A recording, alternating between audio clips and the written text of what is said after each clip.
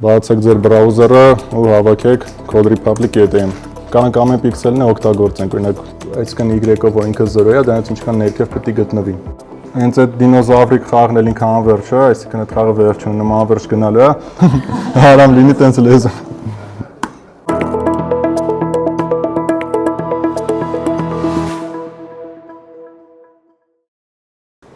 Բարև ձեզ։ Ուրեմն game development խաղերի ստեղծում JavaScript-ով։ Ուրեմն Canvas-ը ինչ է, Canvas-ը ինձ ներկայացնում է HTML tag, իսկ HTML-ը էդի ծրագրավորման լեզու չի համարվում։ Բացվում է որպես hypertext markup language, այսինքն հիպերտեքստավորման լեզու։ Օգտագործում ենք web ծրագրավորման մեջ browser-ում ինչ-որ բան ցույց տալու համար, ինչ-որ բլոկներ, ինչ-որ բաներ, որին հետագայում կարանք ստիլեր տանք CSS-ի օգնությամբ։ Ուրեմն Canvas-ը HTML եկել է HTML-ի 5-րդ վերսիայից սկսած ու նախատեսված է 2D պատկերների ստեղծման համար։ Այսինքն HTML Canvas-ը, որ թարգմանաբար նշանակում է որպես կտավ, ինքը հանդիսանում է բլոկ, որը by default գտնվում է բրաուզերի ձախ ամենավերևի հատվածում, ունի չափսեր, էլի չափսերը by default, եթե մենք չնշենք ինչ չափեր ենք ուզում, ինքը ընդունել է 300 պիքսելը 150 պիքսելի վրա, այսինքն 300 պիքսել լայնությամբ, 150 պիքսել բարձրությամբ։ Լինում է դատարկ, մեջը ոչ մի բան չի լինում, այ մեջի պարունակությունը մենք ենք սկսում նկարել։ Կանանք նկարենք ինչ-որ պատկերներ, գիծ, քառակուսի, եռանկյունի, կանանք վիդեո դնենք, կանանք ինչ-որ նկարներ դնենք, անիմացիա տնենք, այդ ամեն ինչին ինչ-որ player հավաքենք վիդեո։ Այսինքն ինչ ուզենք, կանանք անենք։ Ուրեմն առաջին Canvas էլեմենտը օգտագործվել է Apple-ի կողմից WebKit-ում, Safari բրաուզերի մեջ, որ օգտագործել են ինչ-որ պատկերներ ստանալու համար։ Mozilla-ն ունի նախագիծ, որը կոչվում է Canvas 3D, գաղափարը կայանում է նրանում, որ Canvas-ը ինքը իրանով 3D մոդելներ չի կարող ստանալ, այսինքն եթե ուզում ենք մենք Canvas-ը օգտագործենք ինչ-որ 3D բաներ անենք, դրա համար պետք է օգտագործենք առանձին JavaScript ինչ-որ գրադարաններ, framework-եր, որոնք այդ հնարավորությունը կտան։ Ամենահանրահայտներից ու ամենալավ framework-ներից, որ տես բան անում է 3GS-ն է, որի շատ լավ օրինակ կարաք տեսնենք, եթե բացեք ձեր բրաուզերը ու հավաքեք Code Republic ATM։ Ու զմայլվեք սրանով։ Որ իրանից ներկայացնում մի հատ Canvas բլոկ ու արդեն 3GS-ով մնացած անիմացիաները տված է։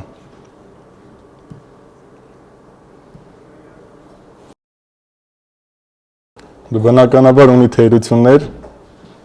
չէր կարա չունենար, խնդիրը նրանում է, առաջին խնդիրն է, որ ինքը չափից դուրս ծանրաբեռնվածություն անում CPU-ի RAM-ի վրա, այսինքն եթե ձեր համակարգիչը չունենեն պարամետրերը, որոնք պետք են, ուզենաք ինչ-որ դժվար անիմացիա ստանաք, ինչ-որ 3D պատկեր ստանաք, տեսնելու կենի, որ ձեր համակարգիչը այդ ամեն ինչը կամ չի բացելու, կամ բացելու շատ վատ, այսինքն FPS-ը ընկնելու է։ FPS-ն էլ այդ մի վայրկյանում կադրերի քանակն է։ Օրինակի համար եւ բոլոր ինտերնետում տես վիդեոների հանդիպած կլինեք, որ ինչ-որ բլոկնոտ է, ամեն էջի վրա մի հատ ինչ-որ պատկեր է նկարած ու ամեն պատկերը հաջորդում է նախորդին։ Արագ-արագ թերթում են, էֆեկտ է ստեղծում, որ ինչ-որ անիմացիա լինի։ Այն նույնն է կարաք պատկերացնեք սա, այսինքն մի քանի կադր, օրինակ մարդու կշարժվում է, ամեն քայլը ինչ-որ չափով մի կադրի մեջ դրած է։ Ու եթե այդ կադրերը մի վայրկյանում լավ քանակով գնան, այսինքն մոտ վայրկյանում 24 կադրն է, էֆեկտը նորմալ է ստացվելու։ Ունի վատ օպտիմիզացիա, անհրաժեշտ ամեն Canvas էլեմենտը նկարել առանձին, այսինքն եթե ես ունեմ ընդհանուր մի հատ Canvas պատման, իր մեջ պետք է լինեն 5 հատ էլեմենտ, ես այդ 5 էլեմենտն պարտադիր առանձին պետք է նկարեմ, առանձին ամեն մեկին ինչ-որ անիմացիա տամ ու կամ ինչ-որ ստիլ տամ։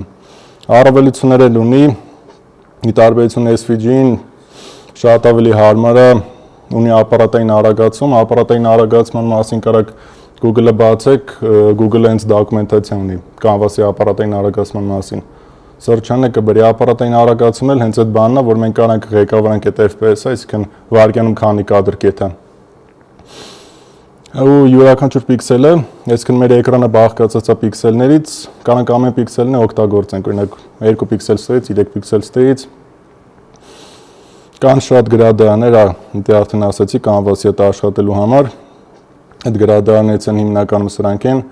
Processing.js-ը, որը ամեն մեկն էլ իր չափով ինչ-որ առավելություն է տալի, մեկը մյուսից ինչ-որ բանով լավն է, վատն է, մեկում կարանք TypeScript օգտագործենք, մեկում չեն կարող օգտագործենք, մեկը կոնկրետ 3D-ի համար է, Այսինքն ամեն մեկն էլ իր իմաստուն էլի։ Բայց այս ամենից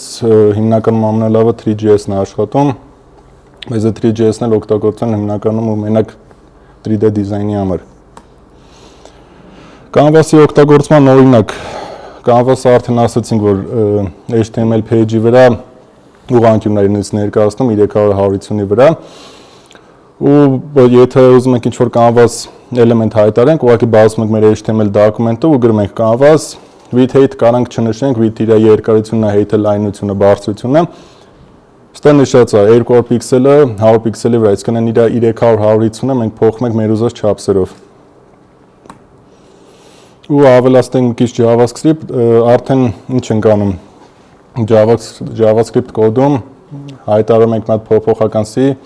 որը ընդունում է document get element by id my canvas։ Ստեղ canvas tag-ին մենք կարանք id տանք որպես attribute, այդ id-ն ինչ որ անունով նշենք, ինչ անունով մենք ուզենանք նշենք։ Նշում ենք նրա համար, որ մենք եթե ունենանք մի քանի հատ canvas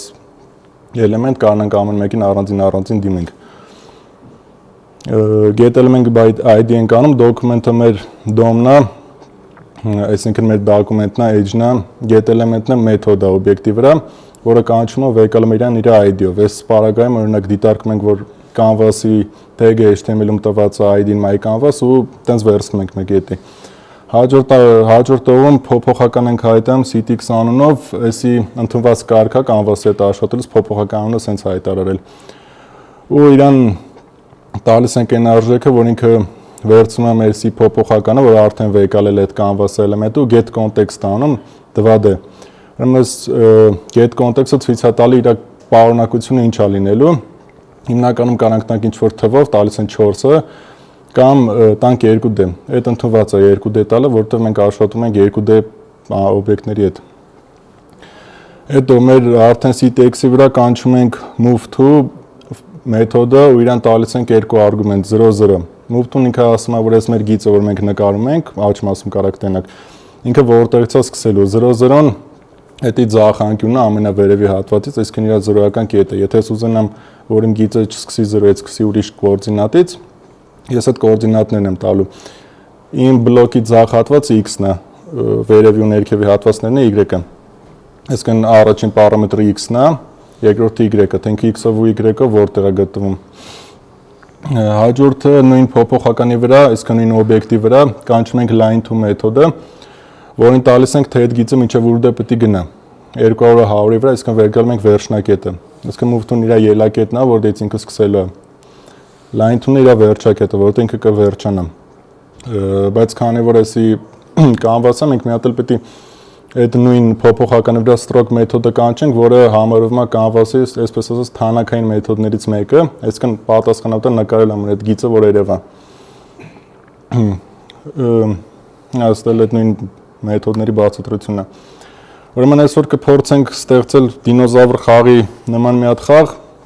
Դինոզավր խաղը ինչ է, ինքը Google-ի կողմից ստեղծված խաղ է, Google-ի աշխատողներից մի հոգու կողմից ստեղծված խաղ է, Հովիևի պարապ էր մնացել, չգիտեր ինչ աներ, խաղը գրե։ Այս խաղը շատերին է հանդիպում այն ժամանակ, երբ որ դուք ինտերնետ ուղղակի չեք ունենում։ Ձեր բրաուզերը բացում եք, տենում եք այս դինոզավրի պատկերը ու պրոբելը սեղմելուց խաղը սկսում է։ Այսինքն խաղի իմաստը որն է։ Դինոզավրը շարժվում է ինչ-որ տարածքով, ճանապարհին կակտուսներն ինչ-որ թռչուններ, որոնք ինքը պետք է շրջանցի ու չկպնի։ Եթե կպավ, game over ալնում։ Խաղի ալտերնատիվ տարբերակը մեր թեմատիկով այդ ուսանողիկն է։ Այսինքն ունենք նույն բանը, դինոզավրի փոխարեն մեր մոտ գալիս է մեր ուսանողը, իսկ այն կակտուսի ու թռչունի փոխարեն, այսինքն իր թշնամի օբյեկտների փոխարեն, որոնց ինքը պետք է չհարվածի, դրանք PHP-ն են, C#-ը, մեկ է TikTok-ը։ Դիմաստային ինձ թվում է։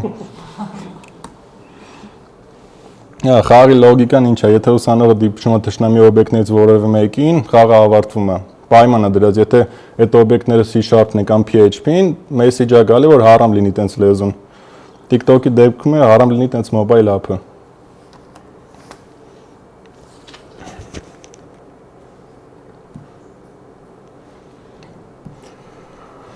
Ուրեմն ինչից են սկսում ենք նրանից, որ ստեղծում ենք ինչ-որ HTML դոկումենտ, կարանք տանք ցանկացած անուն, ընդունված է առաջին HTML ֆայլը սարքելուց իր անունը դնենք index, որտեղ եթե մենք կայք ենք հավաքում կամ ինչ-որ բան ենք անում, ինդեքսային ֆայլերը սերվերի վրա տված է, որ իրանք առաջին հենց run-ելն են։ Այսինքն այն ֆայլը, որի անունը index կլինի, բրաուզերը բացելու ժամանակ կամ այդ IP-ով դիմելուն այդ կայքը բացելու ժամանակ հենց այդ ֆայլը կսկսի աշխատել իր ինդեքսային ֆայլը, որտեղից կգնան։ Բայց տարբերություն չկա, կարող ցանկացած անուն տակ։ Ստեղ ինչ է, ուրեմն HTML tag-եր են, շատ չխորանանք HTML tag-երի մեջ, պետք էլ չի։ Ստեղից մեզ մենակ հետաքրքրում է canvas-ը, որին էլի մենք տվել ենք, փոխել ենք իր default width-ն ու height-ը, տվել ենք width-ը 1000, այսինքն իր լայնությունը 1000 պիքսել է լինելու, բարձրությունը 450 պիքսել։ Հաջորդ օղում script tag-ի օգնությամբ մենք մեր main.js ֆայլն ենք include արել։ Main.js ֆայլն է, մեր գլխավոր ֆայլն է, JavaScript ֆայլն է, որն է պատասխանատու այդ ամբողջ խաղի լոգիկայի, անիմացիան եւ ամեն ինչի համար։ Եթե մենք ուղղակի հայտարարենք ինչ-որ տենց canvas tag-ը բացենք առանց JavaScript-ական ինչ-որ բաների, visual ոչ մի բան չենք տանելով բրաուզերի մեջ, մենակ inspect element-ով որ նայենք, կտեսնենք, որ այդ բլոկը գոյություն ունի, բայց ինքը դատարկ, այսինքն ոչ գունային բան ունի, ոչ բան։ Մեր main.js ֆայլն է, որտեղ գրած է JavaScript կոդ, JavaScript-ն էլ են մարդկանց համար որ տեղյակ չեն, ծրագրման լեզու է, ինտերպրետացվող, ոչ տիպավորված ծրագրման լեզու է, օգտագործվում է հիմնականում վեբ ծրագրման մեջ, բայց ունի շատ լայն կիրառություն, այսինքն ունի գրադարաններ, որոնք թույլ են տալի իրան օգտագործել desktop application գրելու համար, mobile application գրելու համար, backend ծրագրման մեջ։ Ուրեմն առաջին տողում հաստատուն տիպի փոփոխական canvas-ը, որոնց document query selector ենք արել canvas-ը։ Query selector-ը ինչ է, ինքը էլի JavaScript-ական մեթոդ է, որը արդեն նայում է, եթե մենք նախորդ օրինակում ID-ով ենք իրան վերցնում, այս օրինակում մենք իրան վերցնում ենք արդեն իր tag-ի անունով, canvas։ Query selector-ն այն անուն, որ վեկալում է այն էլեմենտը, որի անունը մենք կտանք, բայց առաջին էլեմենտը։ Այսինքն եթե մենք 3 հատ canvas ունենենք, query selector անենք, մենք վեկալելու ենք ամենաառաջինը։ Հաջորդ տողում const.ctx-ի մեջ canvas get context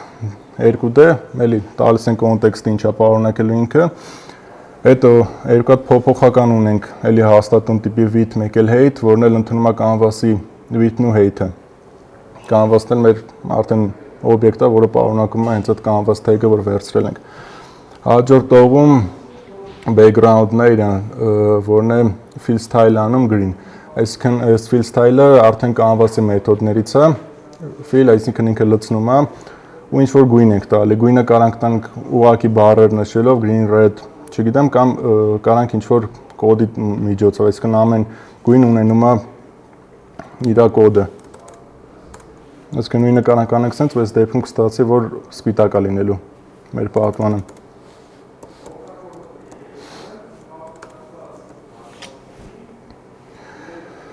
Ստորը մնադ Unicron-ը, որին տված է օբյեկտ, էլի Unicron, սրանք անդրադառնանք մի քիչ հետո հայտարարված է փոփոխականներ։ Առաջին 4-ը դատարկ զանգվածներն են, որը մեկը C#-երի զանգված է, մյուսը PHP-ների զանգված է, մյուսը TikTok-ների զանգված է, մյուսն է C++-ների զանգված է։ Արդեն կասկոր, որ իր միավորներն անելու frame, որ այդ մեր ռամկեն է, canvas-ի որտեղ որ ամբողջ խաղ իրականանալու է, վերջին փոփոխական scroll-ն է պատասխանատու է անիմացիայի համար, այսինքն ինչ արագությամբ գնա գա։ Window on key down, այսի window-ն մեր ընդհանուր պատուհանն է, իր վրա ինքը էլի օբյեկտ է։ Իր վրա կանչել ենք on key down մեթոդը, այսինքն երբ որ ինչ որ կոճակը սեղմվի, ու իրան հավասարացնում ենք ինչ որ ֆունկցիային, որը ինչ որ y է ընդունում, որպես արգումենտ ու պայմանա դրած, եթե y-ի k, այսինքն այդ մեր սխմած կոճակը ու արդեն նշում ենք թե ինչ կոճակ ենք սեղմել, նշելու մի քանի տարբերակներ կան, կարանք նշենք հենց կոճակի անունով, օրինակ left shift, right shift, տառը նշենք, այս դեպքում տված է դատարկություն, այսինքն probel է տված։ Ինքը արդեն հասկանում է, որ այս probel-ը սեղմելու դեպքում ինքը կանչել է այս ֆունկցիան ու մեր Unicron-ի վրա, այսինքն մեր այդ ուսանողիկի վրա կանչել է jump մեթոդը, որը մենք հետո իրականացրել ենք։ Syntax font-ը, այսինքն մենք ունենք միտեղ միավորները, որ ինքը հավաքում է, տվել ենք 32 պիքսել չափսով, որ լինի տեքստը։ Հաջորդ պարամետրն է, որ ընդունել է, այդ իր ստիլն է, այսինքն ֆոնտի ձևն է, font family-ն է։ function draw-ով, այսինքն նկարում ենք մենք մեր բլոկը canvas-ին չենք անում։ Մեր canvas-ին տալիս ենք fill style ու ընդունում է մեր background-ը, այստեղ որ գրել ենք ինքը կանաչ է։ Կստանանք են, որ այդ մեր canvas բլոկը կլինի կանաչ գույնի, background-ը ֆոնը կանաչ կլինի։ Fill rect-ը էլի canvas-ի մեթոդներից է, որը թույլ է տալիս նկարել քառակուսի կամ ուղղանկյուն։ Ընդունում է արգումենտներ, 4 արգումենտ, առաջին երկուսը դրանք իր x-ն ու y-ն են, այսինքն էկրանի վրա իր գտնվելու վայրերը x-ով ու y-ով։ Երկրորդը ընդունում է երրորդը width-ը, չորրորդը height-ը, այսինքն էլի լայնություն, երկարություն, width-ն ու height-ը մենք արդեն վերևը նշել ենք, որ վեկալում է մեր canvas-ի width-ն ու height-ը, այսինքն 1000-ը ու 450-ը։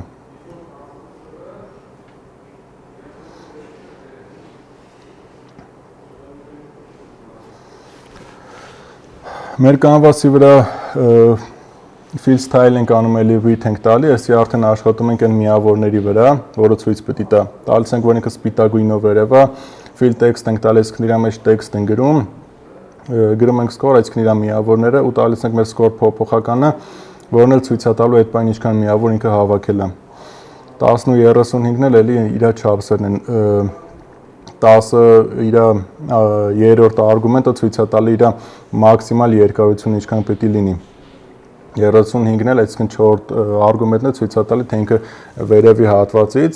այսինքն y-ով, որ ինքը 0 է, դրանից ինչքան ներքև պետք է գտնվի։ Unicron-ի վրա կանգնեցելի շոու մեկը move մեթոդները, որը իմպլեմենտացիան հետո էլի գալի, այսինքն մեկը ցույց է տալի, մեկը անիմացիան ապովում։ Ստե ուրեմն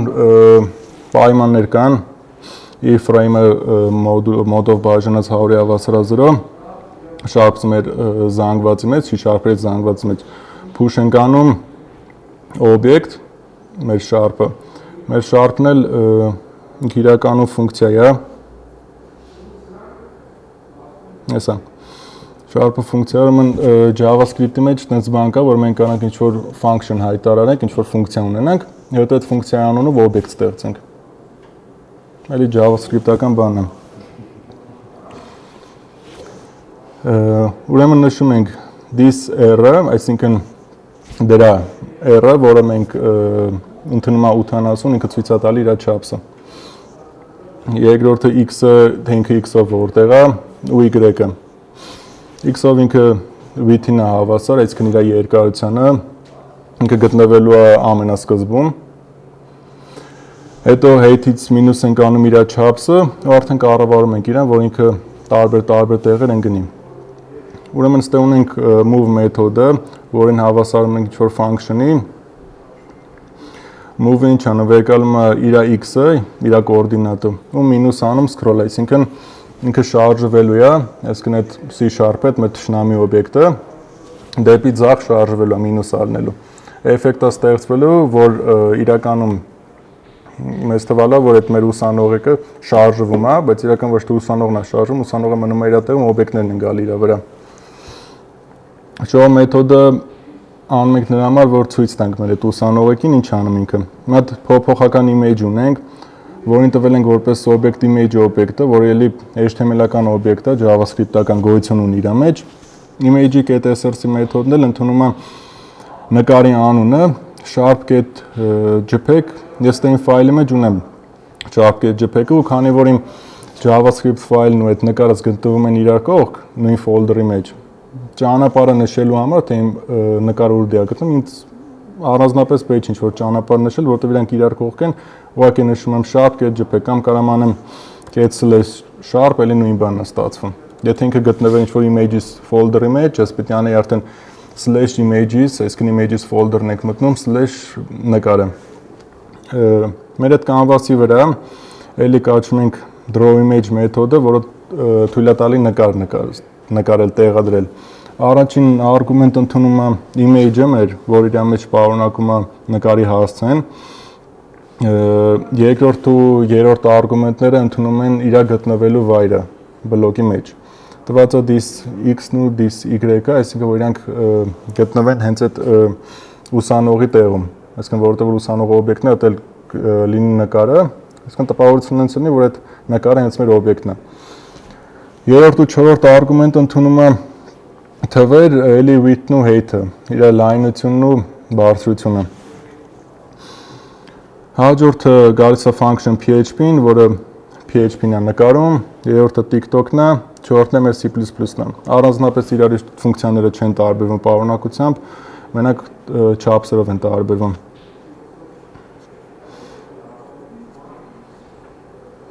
Վերադառնանք ստեղ, ուրեմն ինչ ենք անում։ If frame-ը, այսինքն մեր այդ ramp-ն որ կա, եթե իրան մոդով բաժանենք 100-ի ու հետի հավասար լինի 0-ին, մեր sharp զանգվածի մեջ, որը C#-երի զանգված էր, push ենք անում object sharp, sharp-ն է մեր մոտ արդեն ֆունկցիա էր։ Ինչ է ստացվում, որ մեր այդ բլոկի ինչ-որ հատվածում անընդհատ անverջ այդ C#-ները իրարից հեռու հայտնվելու են։ Else if ուրիշ դեպքում frame-ը տոկոսով բաժանած արդեն 150-ի հավասարացնում ենք էլի 0-ին, արդեն PHP-ների զանգվածի մեջ push ենք անում այդ PHP օբյեկտը, որը մեր մոտ էլի ֆունկցիա էր։ Հաջորդ պայմանը առանձնապես չի տարբերվում, ուղղակի էլի frame-ին ինչ-որ տեղ ենք որոշում ու մեր TikTok-ների զանգվածի մեջ push ենք անում էլի TikTok-ը, վերջում էլ C++ զանգվածների մեջ push ենք անում C++-ը։ Ուստի մի հատ պայման ունենք, if frame-ը տոկոսով բաժանած 5-ի հավասար է 0-ի, score-ը ++ ենք անում, այսինքն եթե ինքը ինչ-որ չափով շարժվել է արդեն, մեր միավորները 1-ով ավելանալու են, ++ ենք անում։ Այսինքն ինքը ինչքան գնաց, ամեն այդ 5 իր միավորները 1-ով ավելանալու են։ Հետո բացում ենք մի հատ cycle for, որի մեջ let t-ին տալիս ենք, որ ինքը sharp-երի զանգված է, այսինքն ինքը ամեն էլեմենտ հերթով այդ զանգվածի վեկալելու է։ Այդ t-ի վրա կանչում ենք move maker show մեթոդները, որոնք մենք իրականացրել ենք մեր կլասի մեջ։ Այսինքն մեկը ինչ են անում, մեկը իր անիմացիայի համար էր պատասխանատու, որ ինքը շարժվի, մեկն էլ իր տեսքի համար, որ իրան ցույց տա։ Ուրեմն ստե ունենք պայման, մեր Unicron-ը, այսինքն մեր ուսանողի վրա կանչել ենք call-die մեթոդը։ Call-die մեթոդն էլ իր մարմնն է, այսինքն որտեղ որ խաղը վերջանալու է։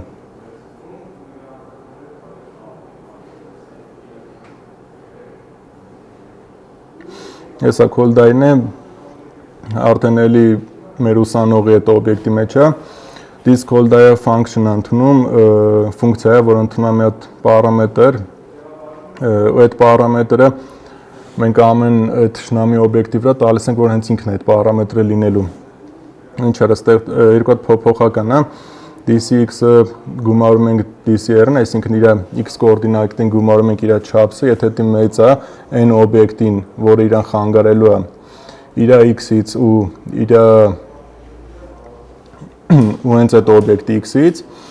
ու այդ ամեն ինչը եթե փոքր է n խանգարող օբյեկտի x-ից, գումարած խանգարող օբյեկտի չափը, այսի որոշում ենք x-ով ինքը որտեղ է գտնվում ու այդ խանգարող օբյեկտը որտեղ է գտնվում։ Հաջորդը let y-ն է, որն է որոշում է, թե այդ խանգարող օբյեկտն ու մեր ուսանողը y-ով որտեղ են գտնվում։ Ուղղակի dcy-ը, այսինքն մեր ուսանողի y-ը գումարած մեր ուսանողի չափսը մեծ է խանգարող օբյեկտի y-ից։ Ու վերադարձնում ենք x-ն ու y-ը։ Հետո արդեն մեր ցիկլի մեջ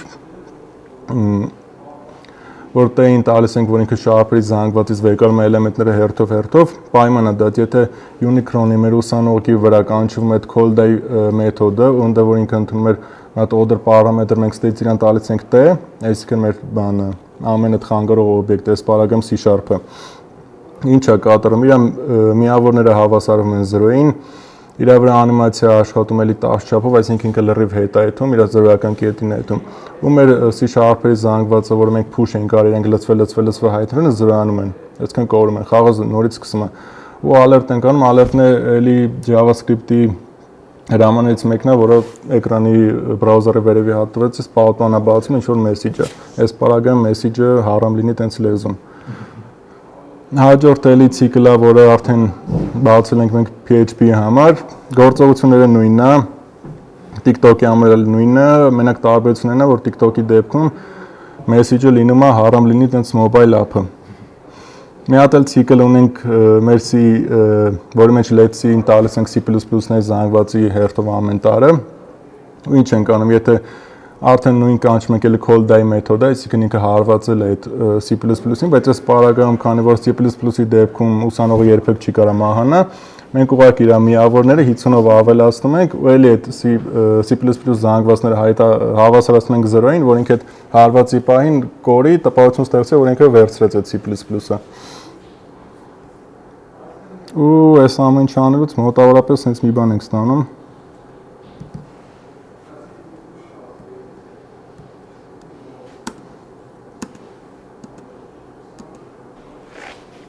PHP-ն հավալը դեպքում հարամ լինի տենց լեզու։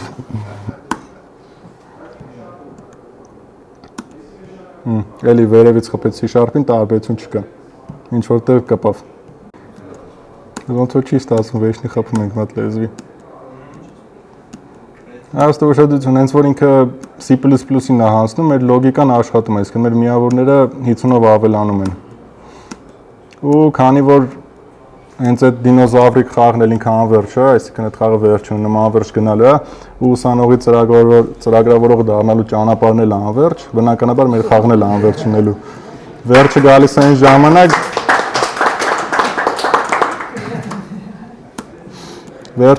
ժամանակ, երբ որ մեր այս սկո միավորները, որ ինքը int տիպի փոփոխական է, չափից անցնի, դառնա big-ին, դա հետո crash-վելով խաղը բրցնի։